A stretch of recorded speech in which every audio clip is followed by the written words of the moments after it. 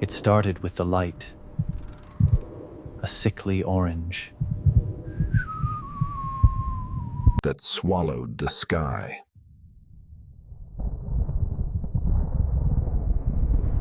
The rig was a castle until the walls started to cry.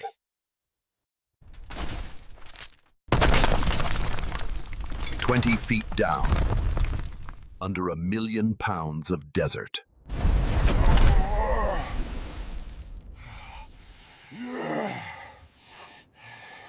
One spark. One chance to survive the crushing weight. He had to crawl through the teeth of his own home. Survival Story Files.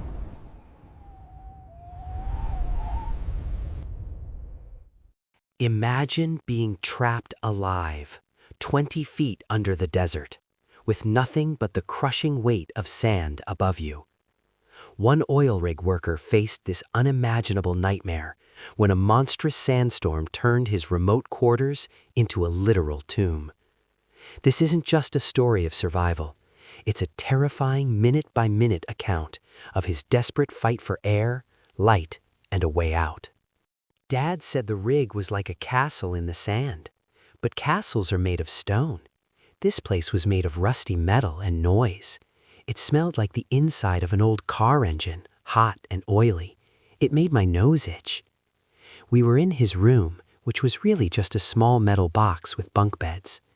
The walls were painted a color that looked like old milk.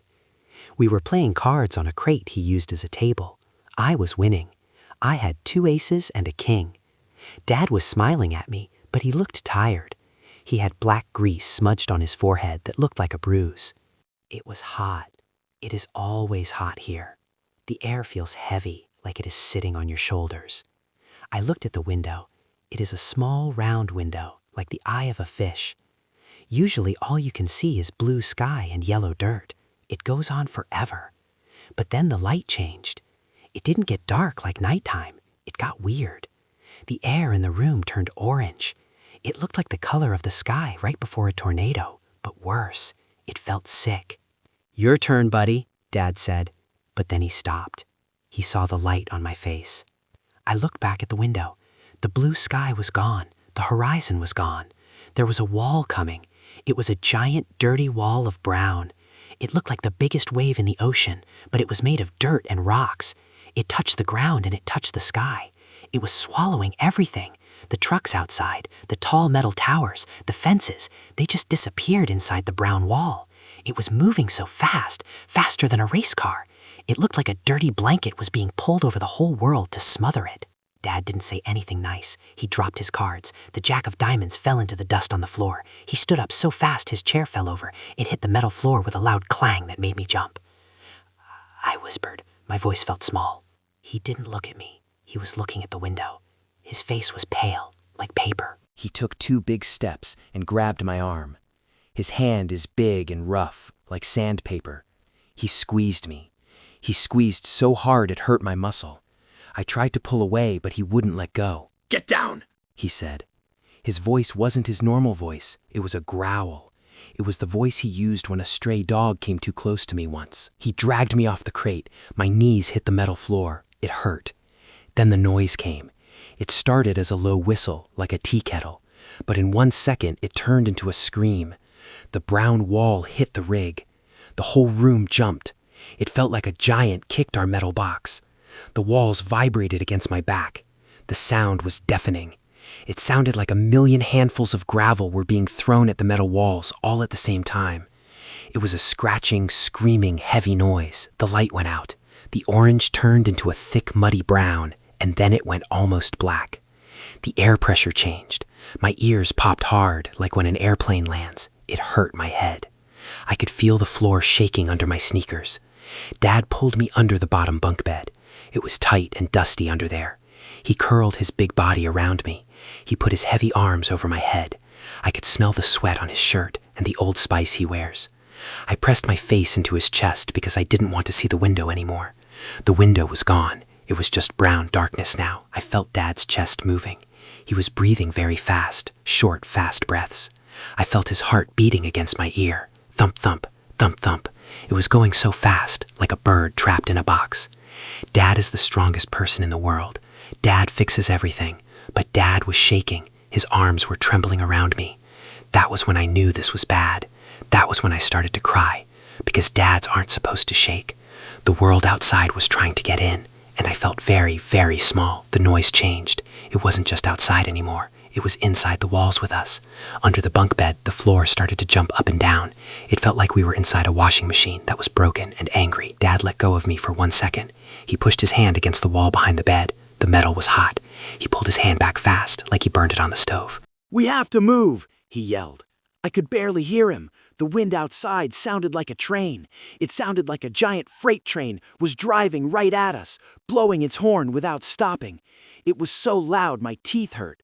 The sound rattled inside my skull. Suddenly, the whole trailer tipped.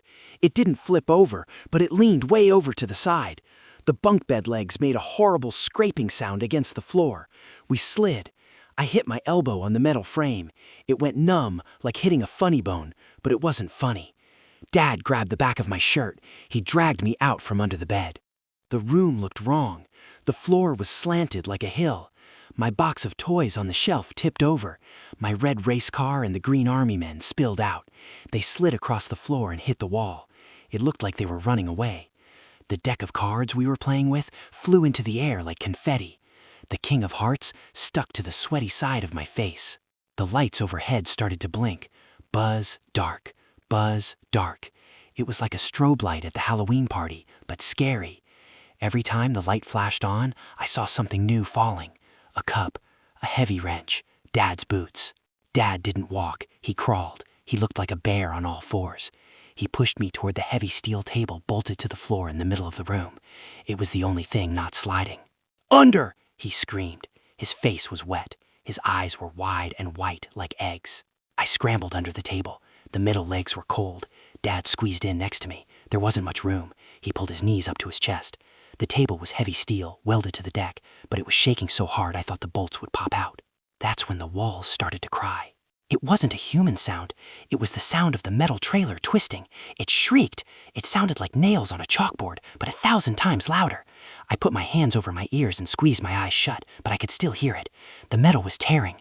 The rivets that held the room together were popping. I heard them pinging off the walls like bullets.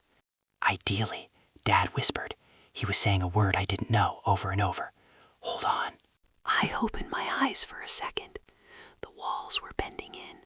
The paint was cracking and peeling off in big flakes because the metal underneath was changing shape. The room was getting smaller. The ceiling groaned. It sounded like a giant was stepping on a soda can. I buried my face in Dad's shirt. It smelled like dust and fear now. The blinking light shattered and went out completely. We were in the dark. The only thing I could feel was the trailer shaking and Dad's hand on the back of my neck, pushing my head down, trying to hide me from the train that was crashing through the room. I wanted to be home. I wanted to be in my real bed with the soft blankets. But the floor dropped beneath us, and my stomach went into my throat. We were falling. The castle in the sand was falling down. The tearing sound was the loudest thing I ever heard. It didn't sound like a building breaking. It sounded like the sky was ripping open. I looked up. Above the steel table, the ceiling of the trailer wasn't straight anymore. It bowed down like a belly. Then it split. The metal peeled back just like the foil on a yogurt cup. I expected to see the sky.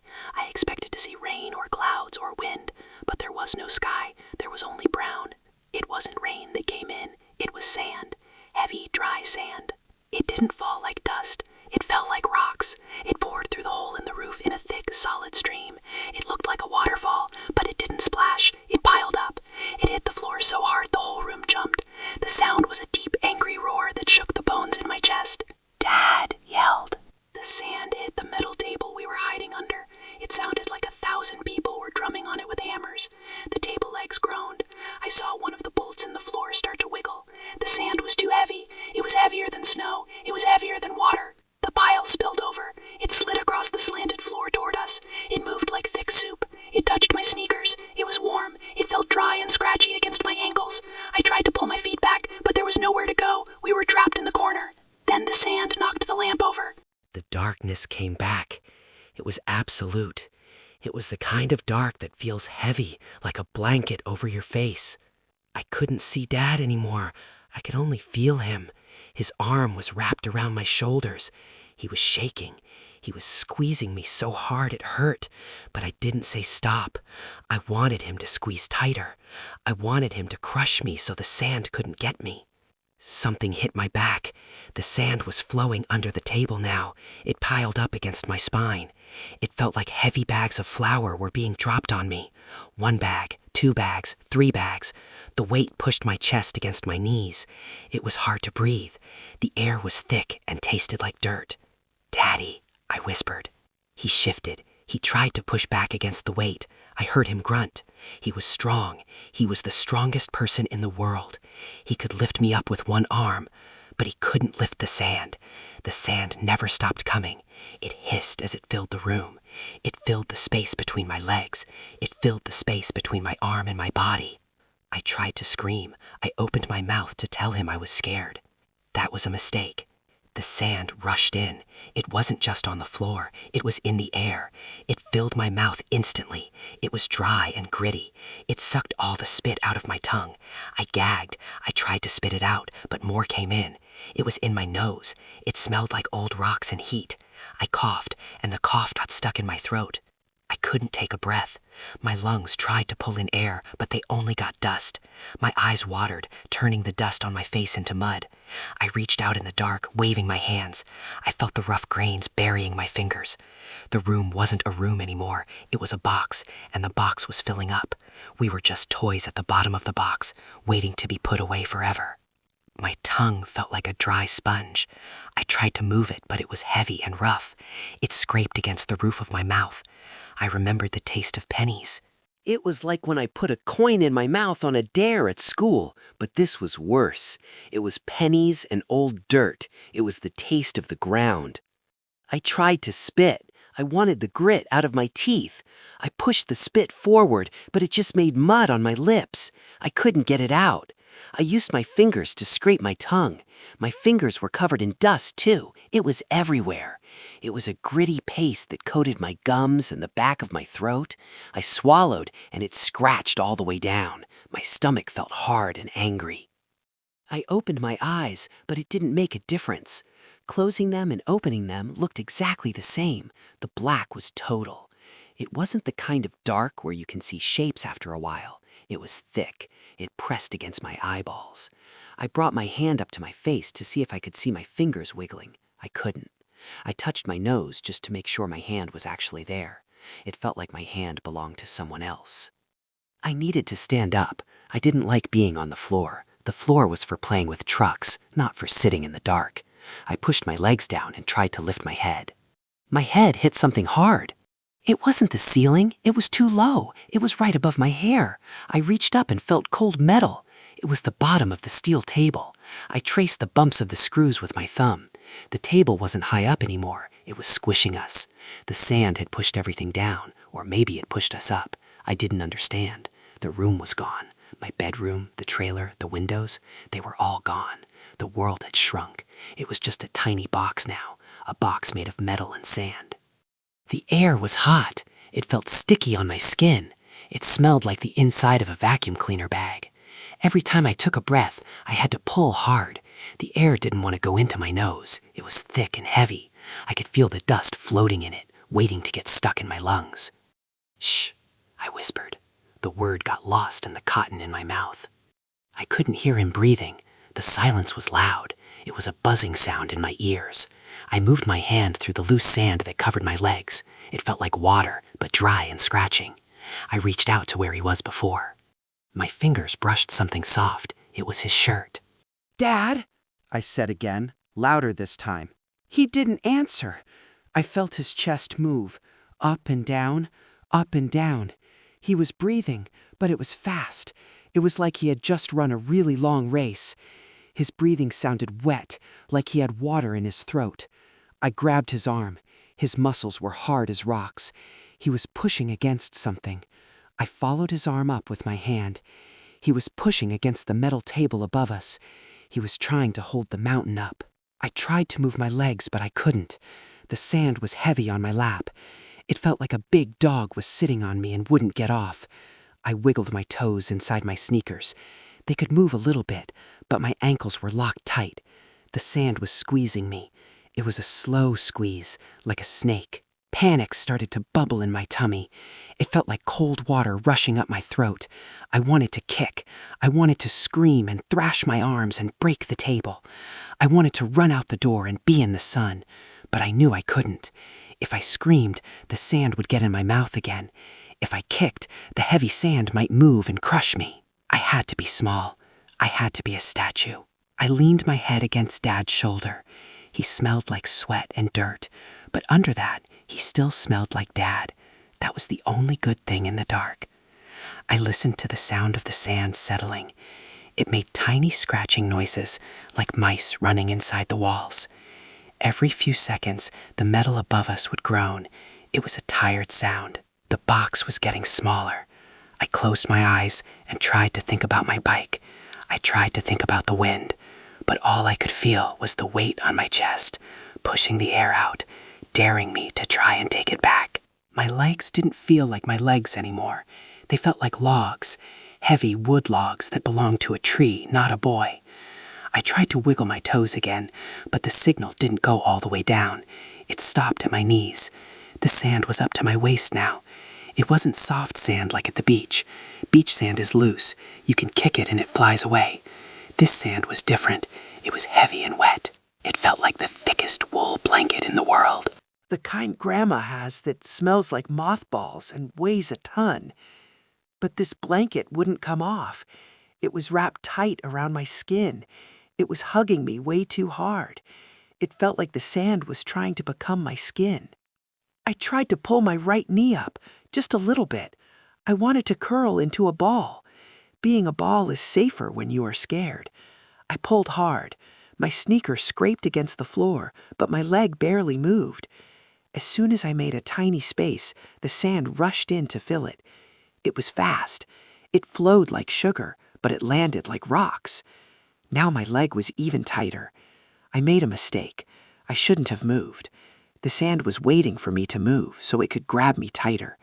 It was punishing me for trying to get away. I started to cry, but I didn't make any noise.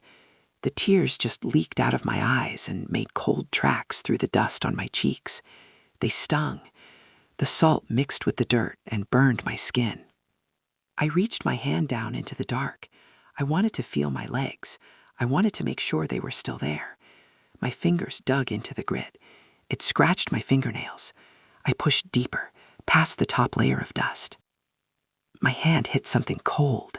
It wasn't a rock. It was smooth and sharp on the edge. It was metal. It was the leg of the steel table. It was right next to my thigh. The sand was pushing me against it. The metal edge was biting into my skin through my jeans. It hurt, but it was a dull hurt, because my leg was falling asleep. It felt prickly, like when you sit on your foot too long during a movie. But I couldn't stand up to shake the prickles away. The table leg had me trapped. It was like a jail bar. I was locked in a cage made of dirt and metal. The air was changing too. It wasn't just dusty anymore. It was getting hot. It felt like the inside of the car when Mom leaves it in the parking lot in July. It was thick and sticky. My face felt flushed. Sweat started to drip down my forehead. It trickled into my eyes and stung them. I tried to wipe it away, but my hands were just as dirty. I just smeared mud over my eyebrows. Every breath was shorter than the last one. The air tasted used up. It tasted like Dad's breath and my breath mixed together over and over again. It didn't have any cool parts left in it. My chest wanted to take a big, deep gulp of air, like when you come up from underwater in the pool. But the heavy sand on my tummy wouldn't let me expand. The metal table above my head wouldn't let me sit up. I was in a tiny oven. "Dad," I whispered again. He made a noise. It wasn't a word. It was a low groan deep in his throat. The sound vibrated through his arm and into my shoulder. It traveled through the sand, too. I could feel his voice in my trapped legs. The whole pile of sand shook just a tiny bit with his noise. It was scary. He sounded like he was hurt really bad. He wasn't the strong dad who lifts me up to the basketball hoop. He sounded small, just like me. I stopped moving my hands. I stopped trying to pull my legs. I realized that the sand was stronger than me. It was stronger than Dad. It was heavy and patient. It was just waiting for us to stop breathing. The heat pressed against my ears. I felt dizzy. The dark started to spin. I grabbed the cold metal table leg and squeezed it as hard as I could, just to feel something that wasn't moving. I opened my mouth to yell. I wanted to make a big noise. I wanted to scream loud enough for the neighbors down the street to hear me, like when I fell off my bike last summer. But the air in the hole was too thick. It felt like the air you breathe inside a sleeping bag when you zip it all the way up. Hee! I screamed. But it wasn't a scream. It came out like a squeak. The darkness swallowed my voice instantly. It didn't bounce off the walls because there were no walls, just piles of dirt and broken things. My voice sounded tiny. It sounded like I was talking into a pillow. It made me feel even smaller. I waited for the echo, but the dust just ate the sound. I closed my eyes tight and opened them again. It didn't matter. The black was the same both ways. It was a heavy black, the kind that presses against your eyeballs. Psst. The sound made me jump. It came from my left side. It was close. It sounded like he was right next to my ear, but also a mile away. There was something in the way, maybe a wall of sand, maybe a piece of the house. "Dad," I whispered. "Stay still," he said. His voice was wrong. It was all wrong. Dad has a voice like a truck engine. It rumbles in his chest when he reads to me. When he yells at the dog, the windows shake a little bit. But this voice was thin. It was high and shaky. It sounded like a piece of paper tearing in half. There were gaps in his words where he had to stop to catch his breath. "Are you?" I asked. I didn't want him to answer. I wanted him to say he was coming to lift the table off me. I wanted him to say he was standing up and brushing the dirt off his pants. "Yeah, buddy," he whispered. The air in my throat turned into a lump of ice. Dad was stuck. Dad was the strongest person in the world. He could carry the big cooler all the way to the beach without stopping. He could open the pickle jar when Mom couldn't. If the sand was strong enough to hold Dad, it was a monster. It was a monster that could eat anything. "I'm scared," I said. The words tasted like dirt. "I know," Dad said.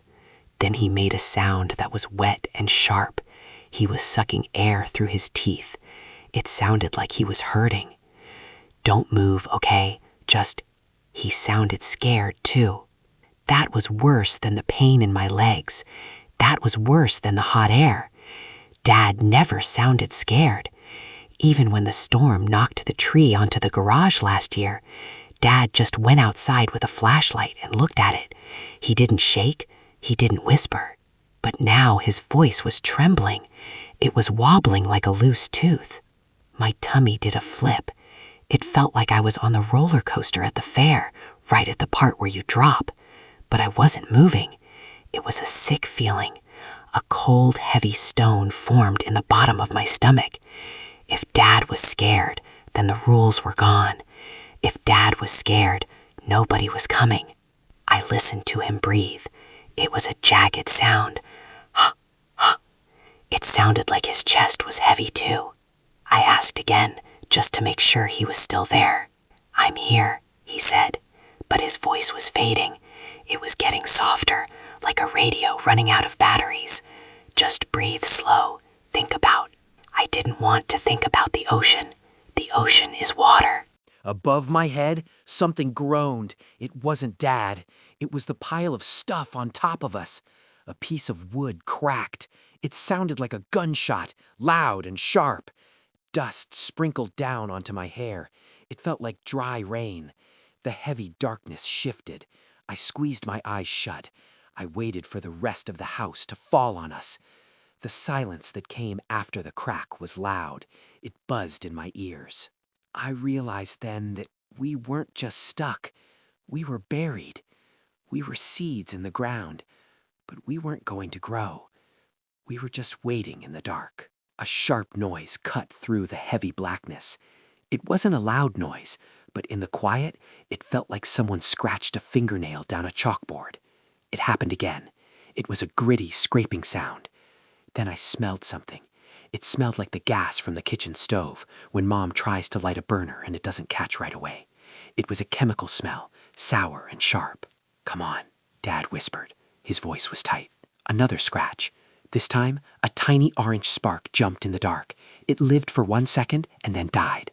But seeing it made my heart hammer against my ribs. It was the first thing I had seen in a long time that wasn't just purple spots floating in my eyes. The next scratch worked. A small yellow flame popped into existence. It was shaky and weak. It looked like the flame on a birthday candle, the kind you blow out without even trying. But down here, it was as bright as the sun. It hurt my eyes. I had to squint and turn my head away for a second because the brightness felt like needles poking into my pupils. When I looked back, I wished the dark was back. The light showed me where we were. It wasn't my basement anymore. It was a crushed box. The ceiling wasn't flat. It was bent down deep in the middle, shaped like the letter V. The wooden beams were splintered and sticking out like broken bones. They were pointing right at me. If the house moved 1 more inch, those sharp wood pieces would poke right through me. Dust was floating everywhere in the yellow light. It looked like thick fog. It swirled around the flame, dancing in the heat, I whispered. I looked toward the flame. I couldn't see his face. There was a wall between us. It wasn't a real wall, though. It was a mess of twisted metal pipes and a piece of the washing machine. The metal was bent and jagged, looking like the teeth of a metal shark. Through a small gap in the junk, I saw his hand. That was all I could see, just his hand. It was shaking bad. His knuckles were white because he was squeezing the lighter so hard. There was dirt under his fingernails and a streak of blood running down his thumb. Seeing his hand made my stomach hurt.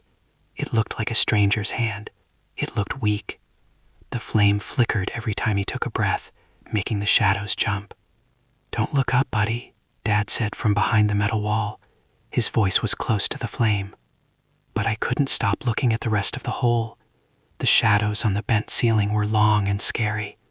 As the flame wiggled, the shadows stretched out. They looked like long black fingers trying to grab us. They moved across the broken wood and the piles of dirt.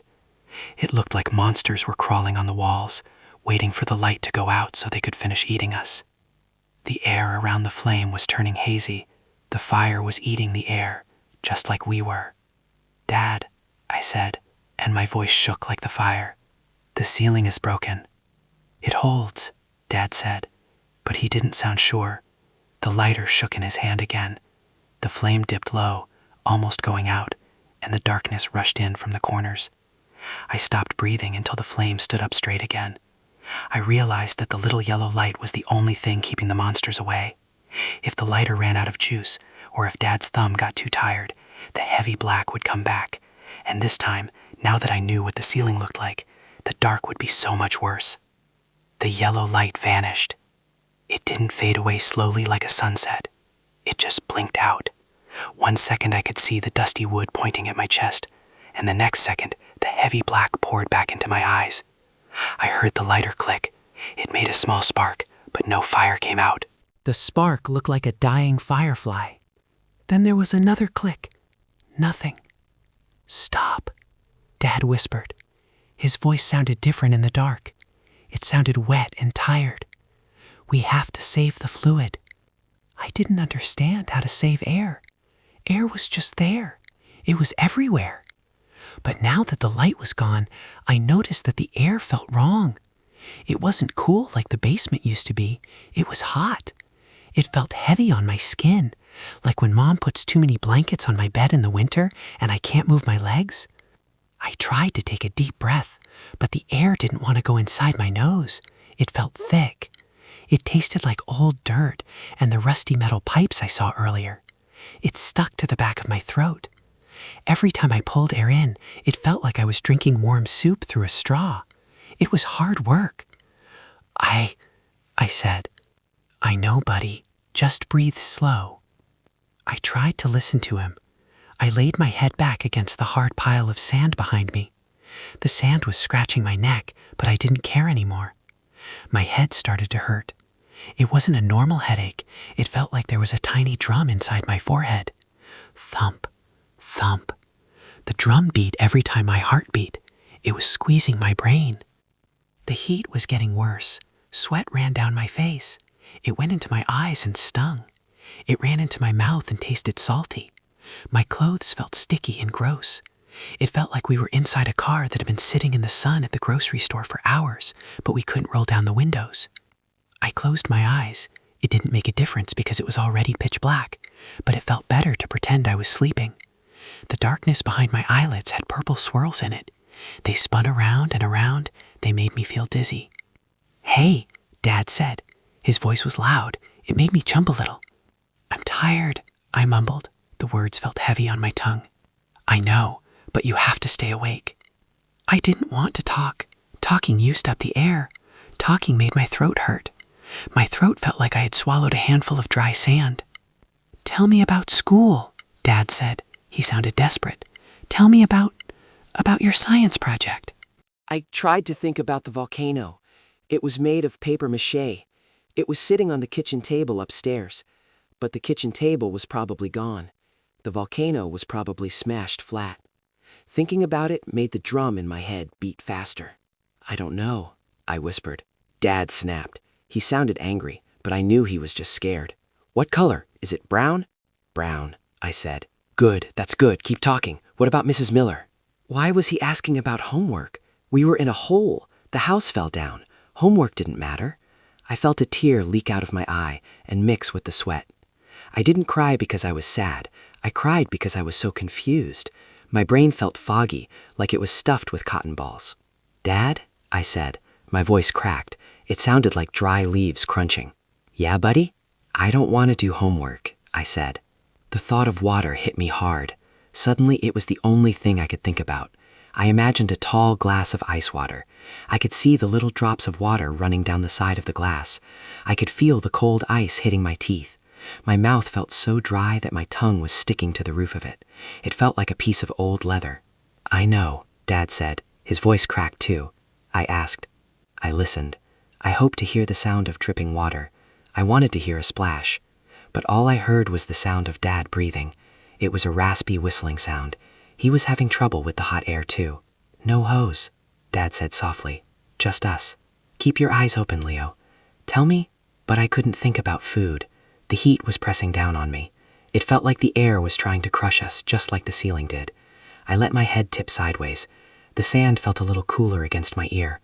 The purple swirls in my eyes turned into black holes. I just wanted to drift into them. "Dad!" yelled. He hit the metal wall. The noise hurt my ears, but it made me open my eyes wide. The dark was still there. The heat was still there. And the air still tasted like dust and pennies. "We have to make room," Dad said. His voice came from the blackness next to me. "If we don't move the dirt, the air won't last."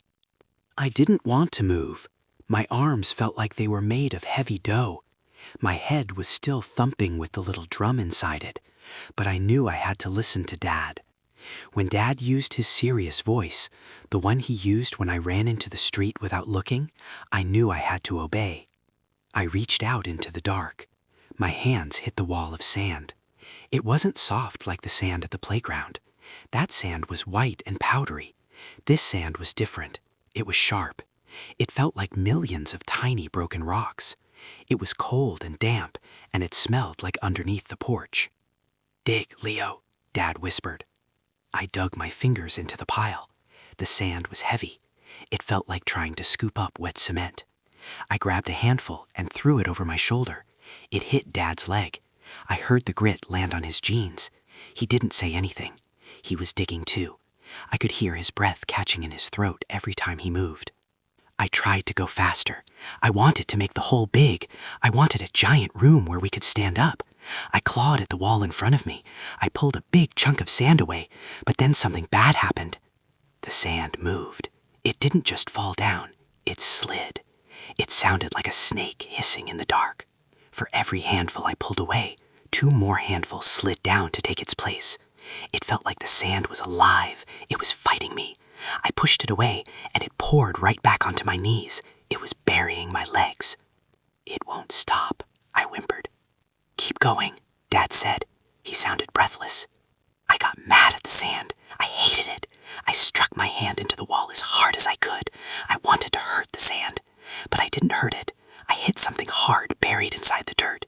It felt like a rock or a piece of brick. My middle finger bent backward. The pain was sharp and hot. It shot all the way up my arm to my elbow. It felt like a wasp had stung me right on the tip of my finger. I pulled my hand back and cradled it against my chest. "Ow!" I cried. I put my finger in my mouth. It tasted like dirt and salt. I could feel the fingernail. It wasn't smooth anymore. It was jagged. It was ripped halfway off. The skin underneath was throbbing. The pain made my eyes water again. "Dad?" asked. He stopped digging. "My nail," I said. The finger in my mouth made my words sound mushy. "I broke it." I sat there in the dark, rocking back and forth. The tears were hot on my cheeks. It was such a small thing, just a broken fingernail. But down here, in the dark and the heat, it felt like the worst thing in the world. It felt like the end. I couldn't dig anymore. My hands were too soft. The world was too hard. "Let me see," Dad said, reaching out. His big hand found my shoulder, then my arm, then my hand. He touched the finger gently. His skin was rough and calloused, but his touch was soft. He felt the jagged edge of the nail. "Okay," he said. "Okay, buddy, don't use your hands. That was my fault." "I can't do it," I sobbed. "We are going home," Dad said, "but we need a shovel." "Your shoe," Dad said. I didn't understand. My sneaker was for walking, not digging, but my finger hurt too much to argue. I reached down to my foot. It was hard to find the laces in the pitch black. My hands were shaking, and the knot was tight. I picked at it with my good fingers. Finally, the knot came loose. I pulled the shoe off. My foot felt naked and vulnerable in just a sock. The sand felt even colder against my toes now. The dampness seeped right through the cotton sock. It felt slimy. "Hold it by the heel," Dad instructed. "Use the toe to scoop." I held the sneaker. It felt heavy in my hand. It smelled like rubber and old gym socks. I jammed the toe of the shoe into the wall of sand. It worked better. The rubber didn't feel pain. I could scoop more sand without hurting my fingers. I scooped and threw, but the darkness was still heavy, pressing against my eyes, and the sand kept hissing as it slid down to bury us. My mouth felt broken. It didn't feel like a mouth anymore. It felt like the inside of a vacuum cleaner bag. My tongue was too big for my teeth. It was rough and dry, just like the yellow sponge Mom keeps under the sink that she says it's too dirty to use. I tried to swallow, but nothing happened. My throat just clicked. It hurt. It felt like I had swallowed a handful of the sharp sand, and it was stuck halfway down. I closed my eyes tight. The darkness outside was heavy, but inside my head I could see bright colors. I saw the picnic table in our backyard. The sun was shining so hard it made the grass look white. There was a red can of soda sitting on the wood. It was open. I remembered the little bubbles popping at the top. I remembered the cold drops of water sliding down the side of the metal. It looked so cold. It looked like magic. I thought maybe it fell down here with us. Everything else did. The porch, the bricks, the dirt. Why not the soda? I dropped the sneaker. I didn't care about making the room bigger right now. I didn't care about the wall of sand. I needed the wet. I needed the bubbles. I started pawing at the ground around my legs. I moved my hands in circles, feeling everything in the pitch black. The sand scraped my broken nail, and it throbbed, but I didn't stop. I was a treasure hunter now. My fingers brushed against something smooth. It wasn't a rock. It was flat and slippery. I grabbed it and pulled it close to my face, even though I couldn't see anything. I felt the edges. They were sharp paper. I ran my thumb over the cover. It was a book. It was my shark book, the one with the great white on the front. I used to read it under the covers with a flashlight. Now I was under the ground with no light at all. The pages were wet and sticky. They stuck together like a block of wood. The book was dead. I threw it into the dark. It landed with a soft thud. I kept digging. I crawled forward on my knees. My pants were soaked through and cold. I hit something soft. It was squishy. For a second, I thought it was a person. I pulled my hand back fast. My heart started thumping like a bird trapped in a box. I reached out again, slow and careful. It was just a pillow. It was the little square one from the patio chair. I squeezed it. Dirty water leaked out over my fingers. It smelled like rain and wet dog. It didn't smell like the soda. I dug deeper. I dug until my shoulders burned. There was no cold metal. There was no aluminum ring to pull. There was only more dirt. The red can wasn't here. It was probably still up there, in the sun, spilling onto the grass. The thought made me want to cry, but my eyes were too dry for tears. The air in the hole was getting thick. It tasted stale, like breathing under a blanket for too long. Every time I moved the dirt to look for the can, invisible dust flew up. I couldn't see it, but I could feel it. It went up my nose. It went down my throat. It stuck to the dry parts of my windpipe. It tickled. I tried to hold my breath. Dad told me to breathe slow. He said the air was like a battery, and we had to make it last. But the tickle turned into a scratch. The scratch turned into a fire. I coughed. It was a loud, hacking noise. It echoed in the small space. It sounded like something breaking inside my chest. I covered my mouth with both hands to stop the sound, but the coughs kept coming. My chest heaved up and down. I was sucking in the air too fast. I was using it all up. I was eating the good air and turning it into bad air. "Mom," I whispered when the coughing stopped. My voice sounded like sandpaper. He didn't answer. He was just a heavy, quiet shape in the dark next to me. The silence was louder than the coughing. It was the scariest sound in the world. I stayed as still as a statue. I didn't move my fingers. I didn't wiggle my toes inside my wet sneakers. I tried not to even let my chest go up and down. Above our heads, the world was moving. It started with a low sound. It wasn't like the wind or the rain. It sounded like the metal swing set at the park when the big kids swing too high and the legs lift off the ground. It was a long, sad groan. It vibrated right through the dirt wall behind my back. It went into my spine and made my teeth hurt. The heavy thing on top of us was shifting. Dad called it the rig before everything fell, but now it felt like a giant monster trying to get comfortable in a bed that was too small. It was twisting its heavy metal body. It was settling down to sleep right on top of us. I whispered. The word was so quiet, it was just air. He didn't answer. He didn't make the shushing sound he usually makes when I talk too loud. He was frozen too. I knew he was listening. He was listening to the wood beams splintering. He was listening to the bricks grinding their teeth together. Something fell from the black ceiling. It wasn't a rock. It was a stream of dust. It hit my cheek. It felt cold and dry, like flour from the kitchen jar. It kept falling. It landed on my eyelashes. It landed on my lips. I wanted to spit it out, but I couldn't. If I moved my mouth, the vibrations might travel up into the dirt. They might tickle the monster. And if the monster woke up, it would crush us flat. I imagined the weight above us. It was heavy. Heavier than my mom's car. Heavier than the school bus. Heavier than the whole school. It was 1,000,000 pounds of house and metal and wet sand, all balancing on a tiny piece of wood that was probably already broken. The groaning noise got louder. It turned into a screech. It sounded like a fork scraping across a dinner plate, but 100 times louder. I squeezed my eyes shut. In the dark, I could see the ceiling coming down. I saw it inching closer to my nose. I saw the space getting smaller and smaller until we were just part of the dirt. My legs started to cramp. A little knot of pain twisted in my calf. I wanted to stretch it out.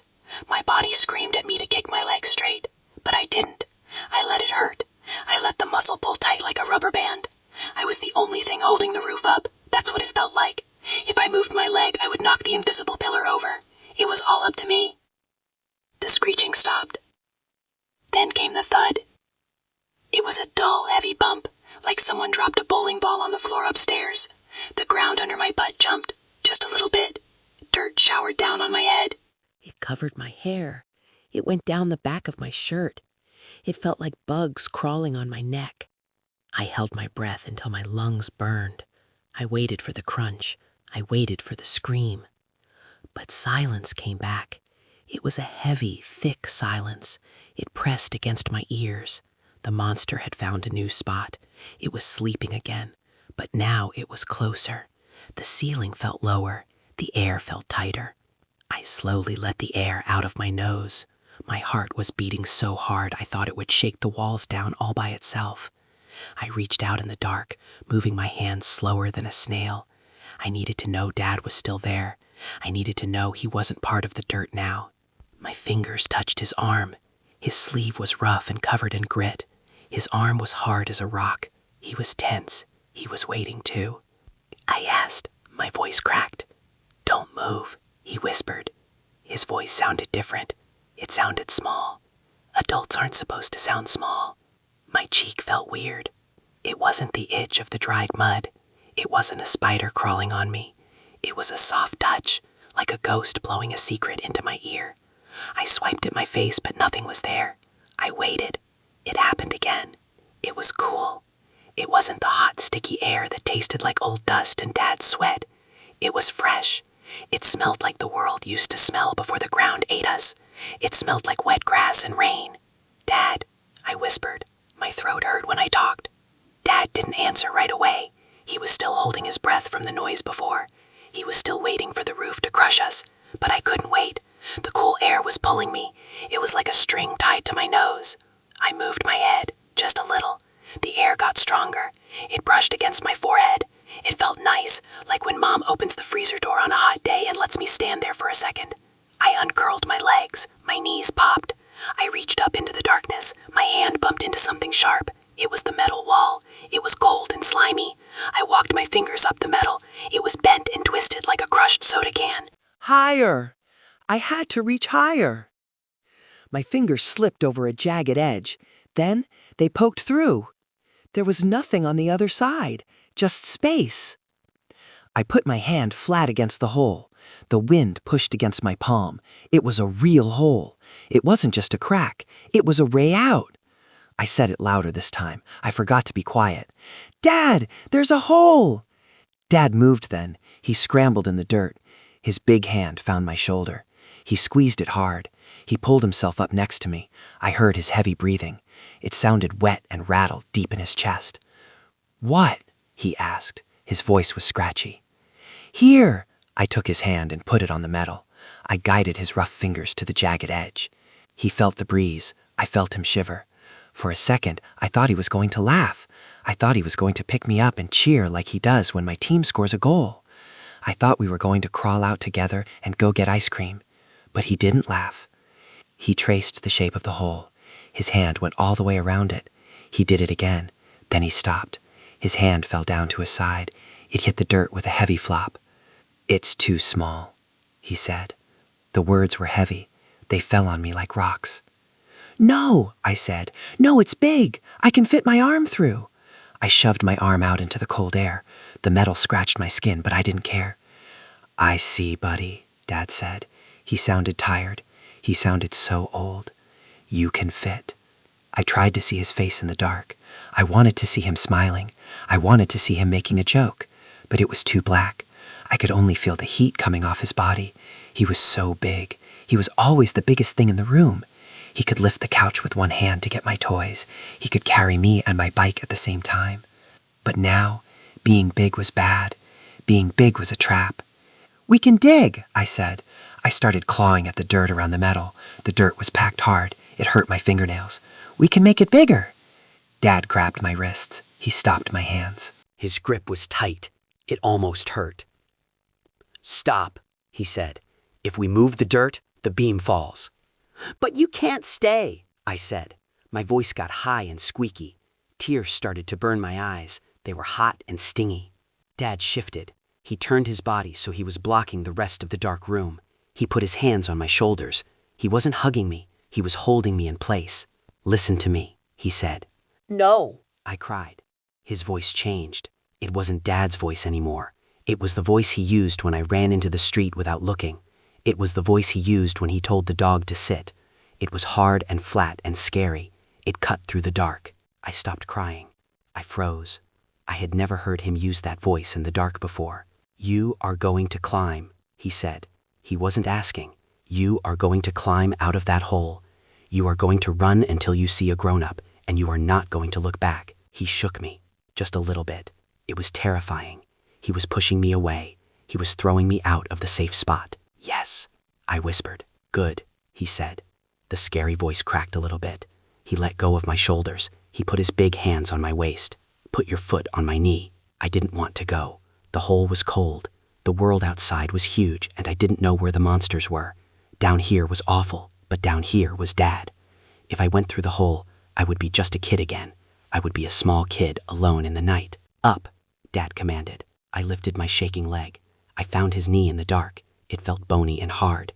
I stepped up. He grunted as he lifted me.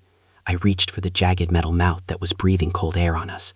I grabbed the sharp teeth of the hole. I was leaving him. I was leaving him in the box. Dad pushed. His hands were on the bottoms of my sneakers. He pushed so hard, my knees hit my chest. I didn't want to go in. The hole looked like a mouthful of broken metal teeth. It was black inside. Go, Dad said. His voice rumbled against my legs. Wiggle, buddy.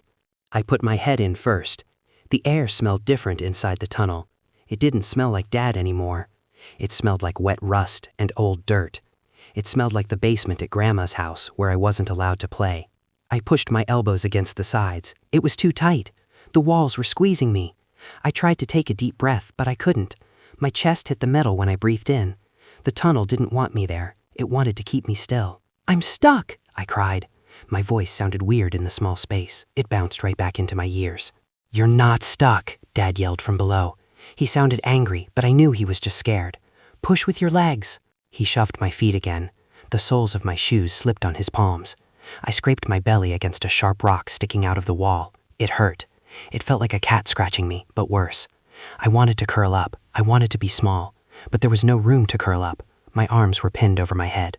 I wiggled my hips. The metal shrieked. It was a high, crying sound. Something snagged my shirt. I pulled hard and heard the fabric rip. The sound made my stomach hurt. That was my favorite shirt. It had a dinosaur on it. Now the dinosaur was ripped. I pulled myself up 1 inch, then another inch. The tunnel went up, but it was crooked. It was like a slide that went the wrong way. My fingers clawed at the darkness. I touched things I couldn't see. I touched cold wire that felt like snakeskin. I touched wood that gave me splinters. Everything was broken. Sand started to fall. It came from above. It fell on my face. It got in my mouth and crunched between my teeth. It got in my eyes. I squeezed my eyes shut, but the sand still hurt. It felt like tiny pieces of glass. I tried to wipe my face, but I couldn't move my hands down. My arms were stuck pointing up at the invisible sky. Graham, Dad shouted. His voice was getting smaller. It sounded like he was in a box. Graham, I screamed back. Just climb. I didn't want to move. I wanted to slide back down. I wanted to fall back into Dad's big arms. Down there was the dark, but down there was Dad. Up here, I was all by myself. The tunnel was lonely. It was cold, and it squeezed me like a mean hug that wouldn't let go. I stopped moving.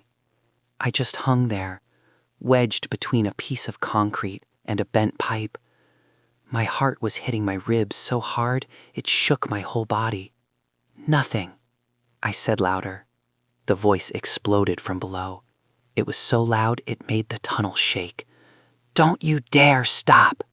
He hit my foot one last time. He hit it hard. It wasn't a push. It was a goodbye. He couldn't reach me anymore. I cried. The tears mixed with the sand on my cheeks and made mud. It burned my cuts. But I moved.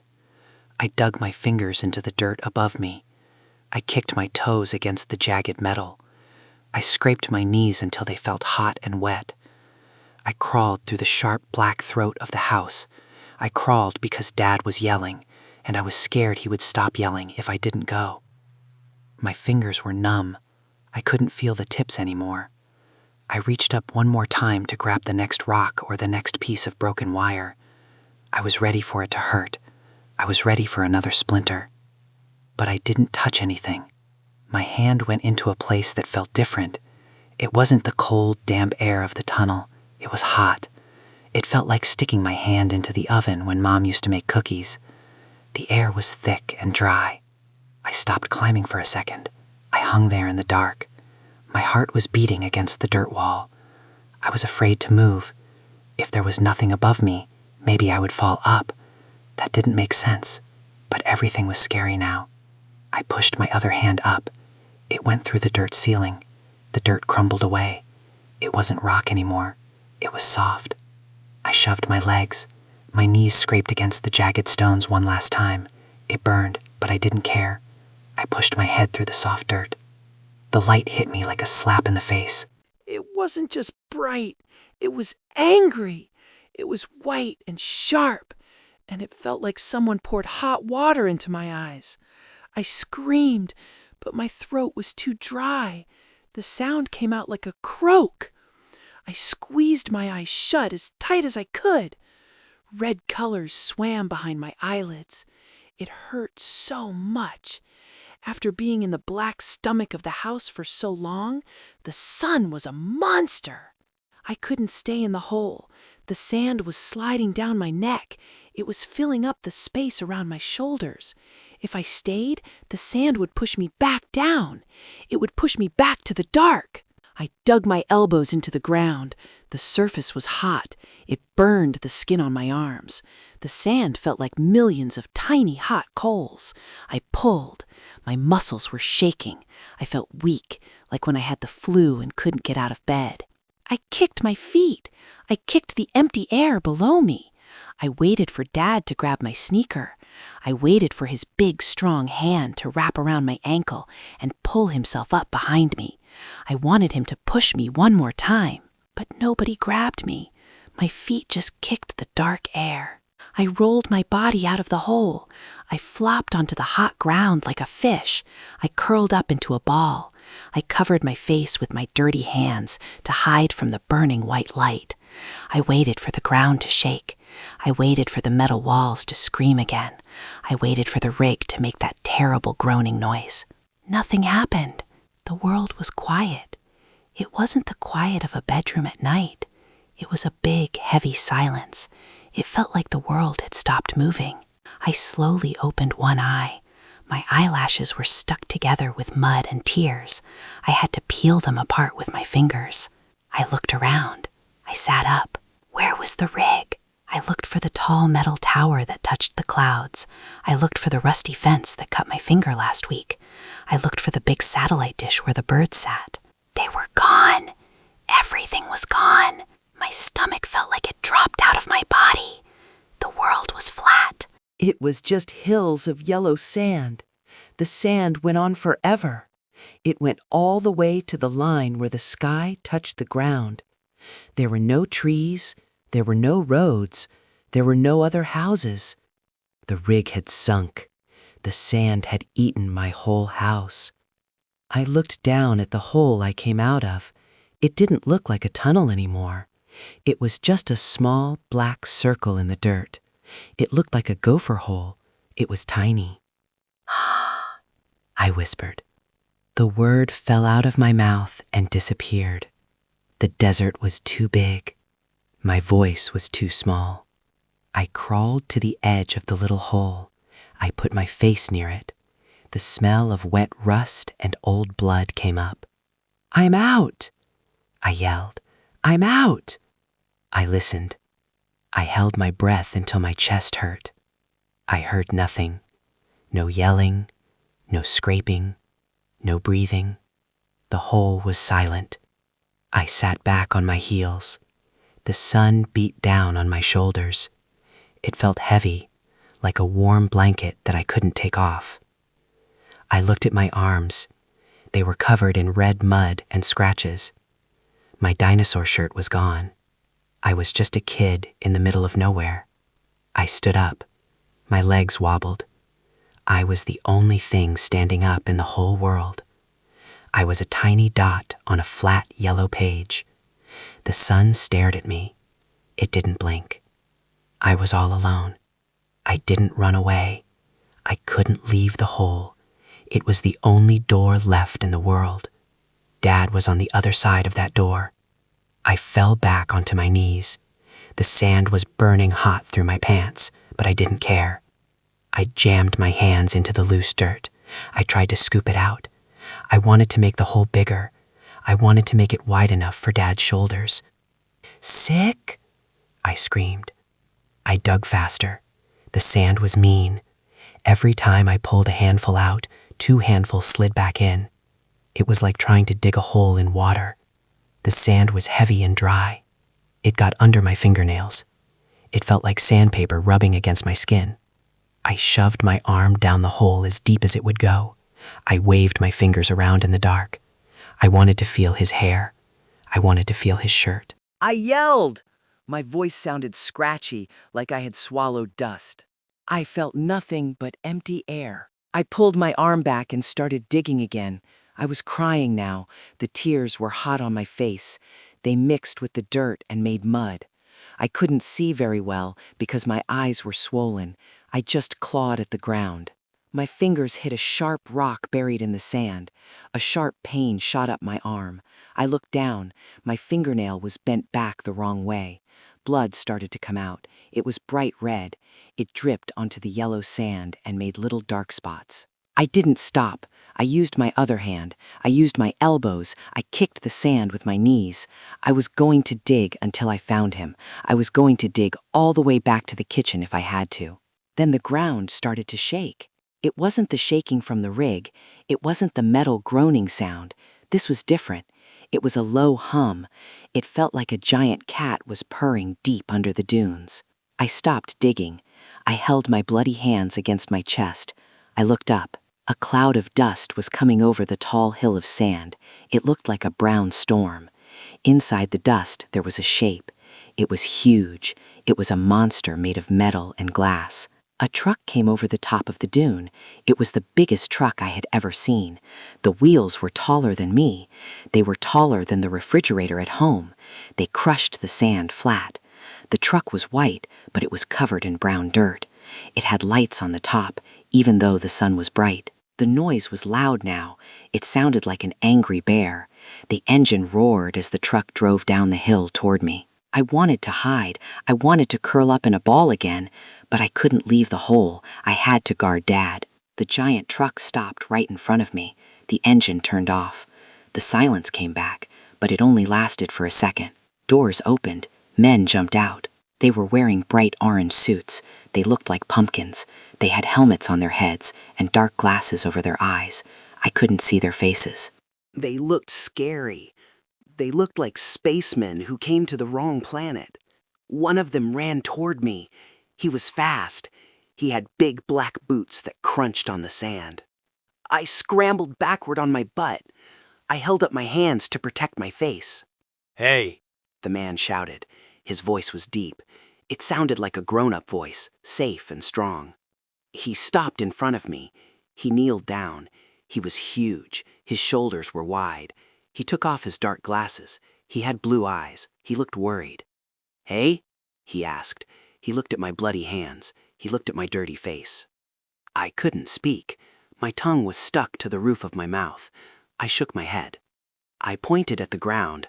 I pointed at the small black hole next to my knee. Dad, I whispered. It was barely a sound. The man in the orange suit looked at the hole. Then he looked at the other men. He waved his arm. Hey, he yelled, bring the shovels. The other orange man ran to the back of the big truck. They pulled out shiny metal shovels. They looked like silver spoons, but giant. The first man picked me up. He lifted me high off the hot ground. I was light in his arms. I rested my head on his orange shoulder. It smelled like sweat and oil. It smelled like the real world. I watched them dig. I watched the silver shovels bite into the yellow sand. They were going to get him. The big truck was here. The strong men were here. I closed my eyes. The sun wasn't a monster anymore. It was just warm. I let my heavy arms hang down. I waited to hear my dad's voice one more time.